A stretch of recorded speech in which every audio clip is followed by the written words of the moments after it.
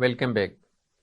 जी doctor फ़ायदा सलीम, ये बताइएगा कि कीमो जो है उसके बारे में तो ये तस्वुर है कि ये को बहुत हॉरिबल सा जैसे एक हॉरर ड्रीम है फॉर अ पेशेंट। तो उसमें तो बहुत तकलीफ दे मराहिल से गुजरना पड़ता है।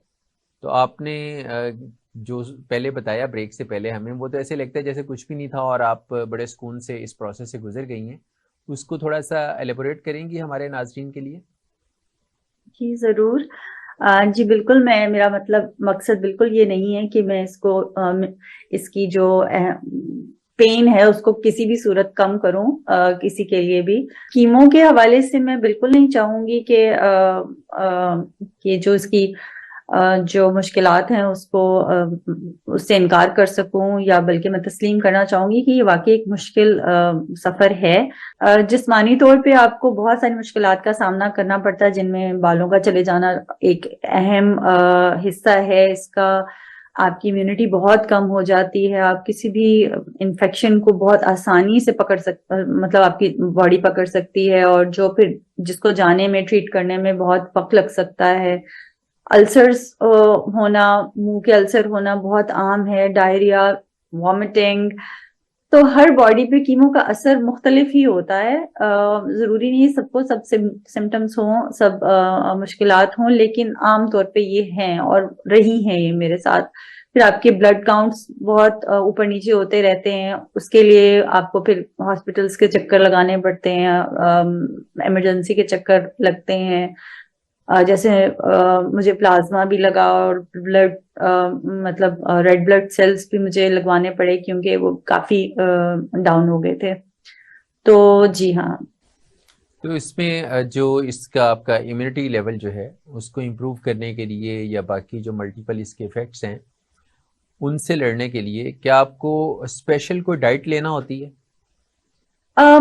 एज सच अगर मैं कहूँ, स्पेशल कोई डाइट नहीं लेनी होती। बस आपको ये है कि अनहेल्दी डाइट से थोड़ा परहेज करना पड़ता है, क्योंकि आपको कोई इन्फेक्शन आप नहीं लेना चाहते कि आपको इन्फेक्शन लेना। ऐसा डॉक्टर ने मुझे किसी चीज से मना नहीं किया, बस उन्होंने कहा कि आप सफाई का बहुत ख्याल रखें और हेल्दी खाना खाएं, सादा खाना खाएं, और मसाले वगैरह और मिर्चें वगैरह वो मतलब ना खाएं। क्योंकि मैंने एक दफा थोड़ा सा मसाले वाला ही खाना खाया था, तो मुझे उसका बहुत लॉन्ग टर्म उसका खुमियाजा भुगतना पड़ा था। मुंह के अल्सर और ये वो सब कुछ हो गए थे। तो बाल जब आपको बालों की कुर्बानी देना पड़ी, ज़ाहिर है ख़वातीन के लिए बड़ा मुश्किल डिसीजन होता है जब आपको ये मालूम हुआ कि कीमो के लिए जाना है और मुझे अपने बाल कुर्बान करने पड़ेंगे। तो उन फीलिंग्स को फिर आपने कैसे डील किया, या बखुशी आप खुद कहीं पार्लर और आपने जाके बाल अपने उतरवा दिए? मैं बिल्कुल ऐसे ही किया। मैंने कीमो शुरू होने से पहले मैंने अपना बिल्कुल शॉर्ट हेयर कट करा लिया था, क्योंकि मुझे पता था बाल जाने हैं। इसको एक्सेप्ट तो करना है और इसको आगे भी लेकर चलना है एक पॉजिटिव और मस्बत अंदाज में।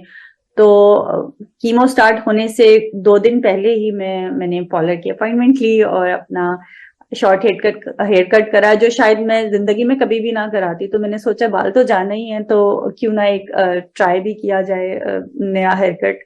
तो वो करवा लिया। उसके बाद फिर जाहिर सी बात है, जब पहली कीमो के बाद बाल उतरना शुरू हो जाते हैं, तो वो एक पेनफुल मौका होता है कि आपको जब रोज बाल उतरते देख रहे हो और आपको एक मुश्किल इस चीज को एक्सेप्ट करना होता है। तो उसका हल यही था कि मैंने एक दिन वन फाइन मॉर्निंग मैंने अपने हस्बैंड से कहा कि मुझे पूरा बाल अपने हेड शेव कराना है, क्योंकि ये रोज का ट्रॉमा मेरे लिए बहुत मुश्किल हो रहा है। और यकीन जानिए उसके बाद मैं बहुत सुकून में आ गई।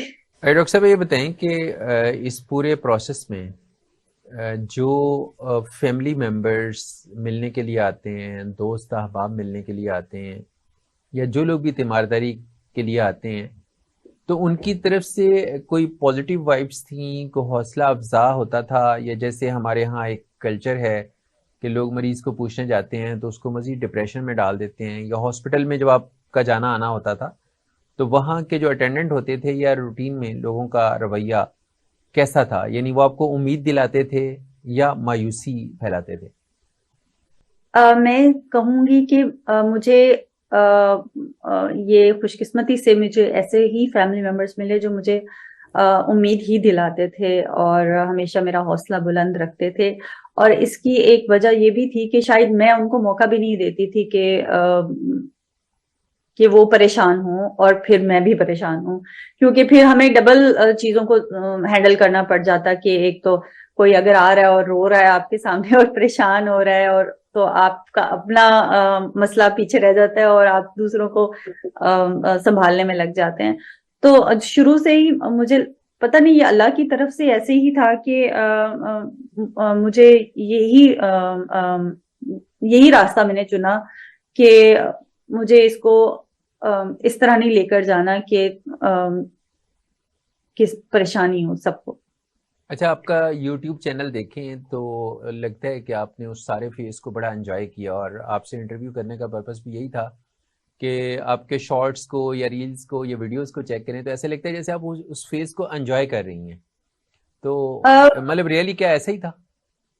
एंजॉय लफ्ज शायद इसके लिए मुनासिब नहीं होगा। मेरा ख्याल है कोई भी इंजॉय नहीं करना चाहता इस चीज को, लेकिन हाँ उसके लिए उसके इस किसी भी सिचुएशन में पॉजिटिव एटीट्यूड लेकर चलना उसकी तकलीफ को या उसकी मुश्किलात को थोड़ा कम कर सकता है मेरे ख्याल में। और यूट्यूब चैनल बनाने का मकसद भी यही था कि मैं ये दिखाना चाह रही थी कि हम किस तरह से हम किसी भी मुश्किल को हम आगे लेके चल सकते हैं एक पॉजिटिव एटीट्यूड के साथ। और वो अगर हमारे पास दो रास्ते हैं, गुजरना तो है ही, या रो के गुजर लें या हंस के गुजर लें, और उम्मीद के साथ और एक अच्छी पॉजिटिव वाइब के साथ अगर हम कोई भी सफर करें तो वो थोड़ा सा आसान हो जाता है। तो और जब मेरा डायग्नोसिस हुआ था तो मैंने सर्च किया बहुत चीजें इधर उधर, तो मुझे ऐसी कोई भी लोकल वीडियोस नहीं मिली या इंफॉर्मेशन नहीं मिली जो हम जिससे मैं रिलेट कर सकूं। There were a lot of like videos world wide, global level पे तो बहुत सारी थी कैंसर के हवाले से अवेयरनेस की, तो लेकिन मुझे पाकिस्तान में अपने लोगों की कोई ऐसी मालूमाती वीडियोस नहीं मिली। तो मैंने सोचा क्यों ना मैं अपना तजर्बा शेयर करूं सबके साथ, और अगर किसी को कोई मदद चाहिए, मॉरल सपोर्ट चाहिए, तो मैं उसको दे सकूं, क्योंकि मुझे ये सपोर्ट इस तरह से नहीं मिली जब मैंने कोशिश की कि मुझे कोई रेलिवेंट इंफॉर्मेशन मिले। अच्छा, समटाइम्स ये होता है कि जो ज़्यादा पढ़ा लिखा पेशेंट है उसका ट्रीटमेंट समटाइम्स डॉक्टर्स के लिए थोड़ा मुश्किल हो जाता है। उसकी रीज़न ये होती है कि डॉक्टर जो भी प्रोसेस कर रहे होते हैं और जो भी मेडिसिन दे रहे होते हैं और जो भी उसका आप कह लेंगे ट्रीटमेंट चल रहा होता है, पेशेंट जो है वो उसको नेट के थ्रू उस पर ज़्यादा इन्फॉर्मेशन पहले से हासिल कर लेता है। और समटाइम जब डॉक्टर के पास वो मुलाकात के लिए जाता है तो मैंने खुद भी ऑब्जर्व किया कि समटाइम्स अगर डॉक्टर से आप कोई चीज़ डिस्कस करें तो वो जवाबन लवाहिकीन से ये सवाल करते हैं कि आप भी डॉक्टर हैं। तो ऐसी कोई फीलिंग आपके साथ रही कि आपके साथ जो कुछ चल रहा था आप उसको पहले से स्टडी करती थी और फिर बाद में डॉक्टर्स के साथ आप उसको डिस्कस करते थे, तो वो पॉजिटिव रहा या उसमें आपको लगता था कि मैं कुछ ज़्यादा समझ गई हूँ बीमारी को, तो शायद इतना नहीं समझ, पेशेंट को इतनी समझ नहीं होनी चाहिए? नहीं, बिल्कुल ऐसे ही था। और मैं हर चीज को अभी डायग्नोसिस कंफर्म भी नहीं हुआ था और मैं चीजें देखना शुरू कर दी थी मैंने। और हर तरह से मैं अपने आप को वेल इन्फॉर्म रखना चाहती थी और तैयार रखना चाहती थी हर चीज के लिए। तो बिल्कुल ऐसा ही था, जब भी मैं डॉक्टर के पास जाती थी तो मैं उनसे डिस्कस करती थी हर चीज, और जब वो जो चीज वो मुझे बताते थे तो वो मैं आके उसको जरूर देखती थी। और अपनी जो मेरी बहन है वो भी डॉक्टर हैं और बहनोई डॉक्टर हैं, उनसे भी डिस्कस करती थी। तो मेरे ख्याल में पेशेंट को एक इन्फॉर्म्ड पेशेंट होना जरूरी है कि आपके साथ कुछ भी हो रहा है तो आपको पता नहीं है, तो मेरे ख्याल में ये जरूरी है कि आपको एटलीस्ट एक हद तक पता हो। हाँ, आप गूगल के ऊपर हर चीज उस गूगल की हर चीज के ऊपर रिलाई नहीं कर सकते और करना भी नहीं चाहिए, लेकिन एटलीस्ट आपको पता होना चाहिए कि आपके साथ क्या हो रहा है, और आप ताकि सवाल कर सकें, अपने डॉक्टर से पूछ सकें, हर तरह के पहलू पर बात कर सकें। अच्छा, आपने जो यूट्यूब चैनल बनाया उसके थ्रू आप चाहती हैं कि आगाही जो है वो दी जाए लोगों को, पेशेंट्स को, और वहाँ से लोग पॉजिटिविटी लें और वो जीने का हौसला लें। तो उस पे आप रेगुलर अपने कुछ लेक्चर्स वगैरह अपलोड कर रही हैं? मेरी कोशिश तो यही थी कि मैं उसके ऊपर रेगुलरली अपलोड करूं अपने सारे तजर्बे को, लेकिन कुछ मसरूफियत की वजह से, कुछ तबीयत की वजह से मैं उसको इतना रेगुलर कर नहीं पाई जितना मैं उसको करना चाहती थी। लेकिन अभी उम्मीद है कि मैं उसको शायद आगे लेके चलूंगी।